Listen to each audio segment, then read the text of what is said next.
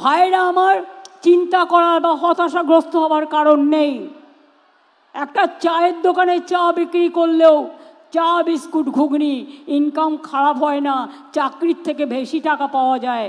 মনে রাখবেন, বাণিজ্যে বসতলক্ষ্মী আইপিএস রাজীব কুমার, আইএএস মনোজ পান্ত আর চিফ মিনিস্টার মমতা ব্যানার্জি এবং লালবাজারে বসে থাকা সমস্ত আইপিএস এবং যত ডিস্ট্রিক্ট ম্যাজিস্ট্রেটরা এই মুহূর্তে বসে আছেন, যারা দিদিমণির কথায় ওঠেন বসেন ইত্যাদি করেন, তারা আগে চায়ের দোকানটা খুলুন, কফির দোকানটা খুলুন, আমরা সেখানে গিয়ে খেতে যাব।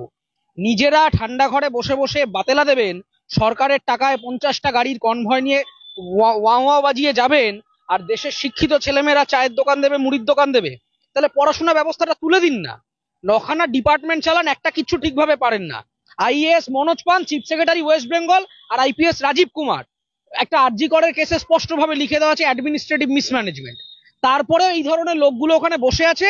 মনোজ পান্ত আর রাজীব কুমার যেদিন চায়ের দোকান দেবে, আমরা শিক্ষিত ছেলেমেয়েরা তার পাশে গিয়ে মুড়ি চানাচুর বেচবো, এই কথা দিয়ে গেলাম।